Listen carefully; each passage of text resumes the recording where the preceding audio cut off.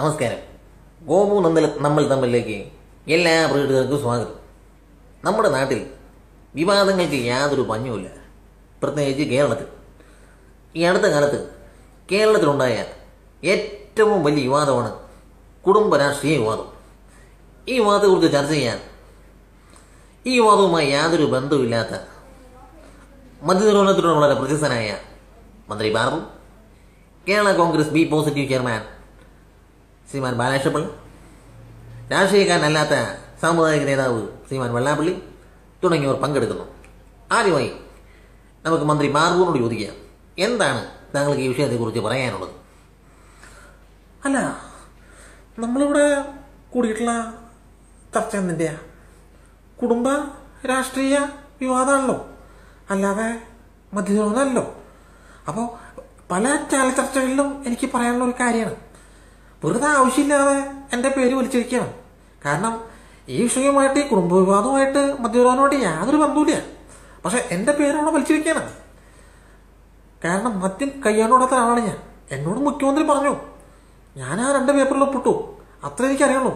പിന്നെ ഞാൻ വിഷയത്തേക്ക് വരാം, വിഷയത്തേക്ക് ഞാൻ വരുന്നത്. കാരണം ഇവിടെ പല വീടുകളിലും മദ്യപിച്ചിട്ട് അച്ഛനും മക്കളും തമ്മിൽ പല വിഷയം ഉണ്ടാവാറുണ്ട്.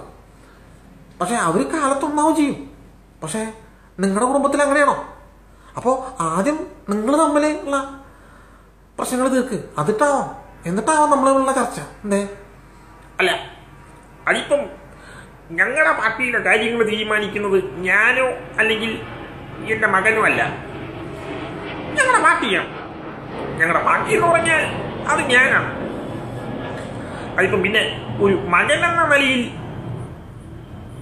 എൻ്റെ മകനോട് കാണിച്ചിട്ടുള്ളത് 2 മാസക്കാലമായിട്ട് സംസ്ഥാന സർക്കാർ കാണിച്ചിട്ടുള്ളത് നീതിയടലിയോ?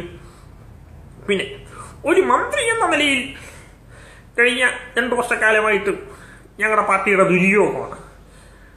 ഞങ്ങളുടെ പാർട്ടിയെയും പാർട്ടി പ്രവർത്തകരെയും വേറൊരു മന്ത്രി മറ്റൊരു പാർട്ടിയിൽ കാണിക്കുന്നതിനേക്കാൾ, അതായത് ചവിട്ടിക്കയറാൻ ഏണി വെച്ചു കൊടുത്ത പാർട്ടിയെയും പാർട്ടി പ്രവർത്തകരെയും ദ്രോഹിച്ച ഒരു മന്ത്രി കേരള കോൺഗ്രസ് ബി ഗ്രൂപ്പിന്റെ ചരിത്രത്തിൽ ഇന്നേ വരെ ഉണ്ടായിട്ടില്ല. അപ്പം ചത്ത് കട്ടിലൊഴിഞ്ഞെന്ന് കരുതി ആരും അങ്ങനെ കയറാനൊന്നും നിൽക്കണ്ട. ഞാൻ പറയുന്നത്, ജയിലിൽ കിടക്കുമ്പോഴും ജയിലിൽ നിന്ന് ഇറങ്ങിയിട്ടും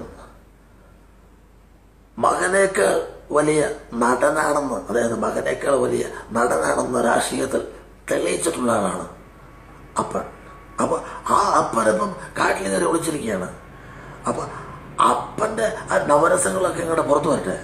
അപ്പോ പണ്ട് കാലത്തിൽ ആൾക്കാർ പറയുന്ന ഒരു ചൊല്ലുണ്ട്, പട്ടിനൊന്നും കാണാതെ വെള്ളത്തിൽ ചാടുകയില്ല എന്നത്. ഞാൻ പാട്ടിനെ കുറ്റം പറഞ്ഞു വരുന്നില്ല.